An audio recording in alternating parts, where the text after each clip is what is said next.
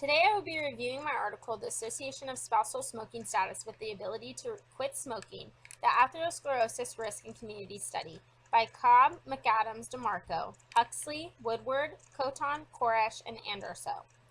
The first question is, why did the scientists perform this study? Smoking is the leading cause of preventable death in the United States. The scientists performed the study because studies have shown that smoking status tends to be concordant within spouse pairs.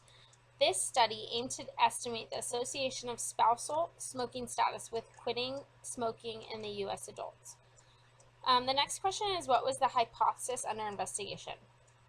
Under investigation in this study was to quantify the influence of spousal smoking status on the likelihood of quitting smoking and to determine whether the effect of spousal smoking status on quitting differs by sex in 4,500 spouse pairs over 9 years of follow-up in the Atherosclerosis Risk and Communities, also known as ARIC, study cohort. The major techniques used in the study were representative population-based cohort study initially designed to study the etiology of atherosclerosis.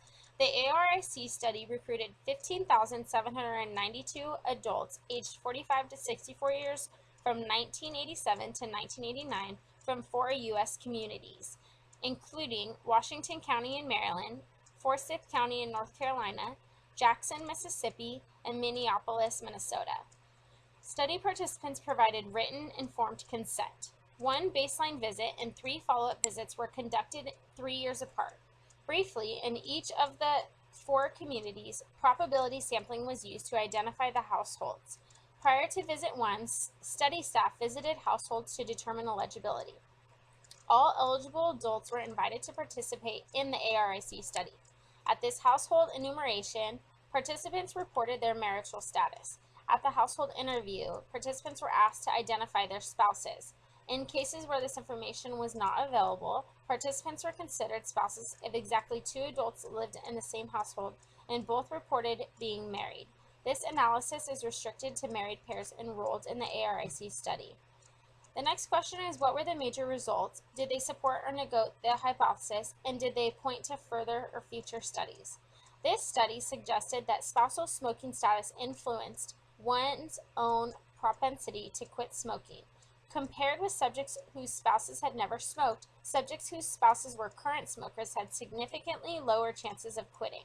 This was true for both men and women and remained unchanged after controlling for physiological or social factors that may influence smoking status. This effect was not symmetrical between sexes. Having a spouse who smoked had a stronger adverse impact on men's ability to quit than on women's. Further, women who were current smokers and married to former smokers were more likely to quit themselves compared with women who were married to never smokers.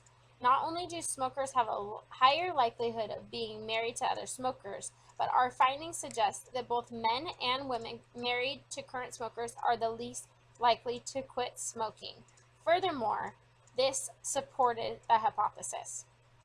The next question is, why did you choose this article to review?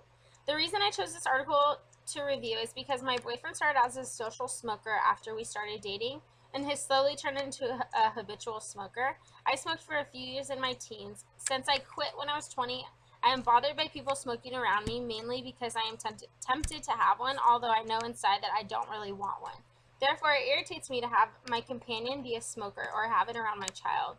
Because of this, it has caused many fights between us. The article was very informative. Before reviewing the article, I guessed that spouses with smokers are less likely to quit, whereas spouses with former smokers are more likely to quit. And the article supported what I had believed before reading the article. A brief synopsis of this article, the abstract, says that smoking is the leading cause of preventable death. Studies have shown that smoking status tends to be concordant within spouse pairs. This study aimed to estimate the association of spousal smoking with quitting smoking in U.S. adults. They analyzed data from 4,500 spouse pairs aged 45 to 64 years from the Atherosclerosis Risk and Community Study cohort. Sampled, as I said in the methods section, from 1986 to 1989 from the 4 U.S. communities, and they followed up every 3 years for a total of 9 years. Logistic regression with generalized estimating equations was used to calculate the odds ratio of quitting smoking, given that one spouse is a former smoker or a current smoker compared to a never smoker. Among the men and women, being married to a current smoker decreased the odds of quitting smoking. Among women only, being married to a former smoker increased the odds of quitting smoking. In conclusion, spouses of current smokers are less likely to quit, whereas women married to former smokers are more likely to quit. Smoking cessation programs and clinical advice should consider targeting couples rather than individuals. So, a discussion of the article's strengths. This study has several strengths. The ARIC cohort includes a large number of spouse pairs, 4,500 to be exact, of which a significant portion, 1,652, contain only current or former smokers. Further, its prospective design incorporated 9 years of follow-up, allowing them to observe a large number of participants who quit smoking. In addition to simply recording smoking status, they were also able to measure the number of cigarettes smoked per day, as well as the duration and the pack to years of smoking. The limitations of this study were, firstly, the definition of marriage was limited to heterosexual partners who were legally married to each other and therefore may not be applicable to couples cohabiting but not married or to the same-sex couples. Secondly, marital status was assessed only at baseline, and therefore some of the included couples may not have been married at later visits. However, this is less likely given the older age of the participants and the relative stability of marriage at that age. Smoke by self-report and potentially subject to social desirability bias. Fourth, they were not able to take into account the effects of smoking cessation medication, such as nicotine, healthcare provider advice, or participation in smoking cessation programs. Lastly, some of the changes seen in smoking behaviors over time may be caused by a survivor effect and may not be generalizable to the overall population. Current smokers or those who smoked more cigarettes may have died during the follow-up.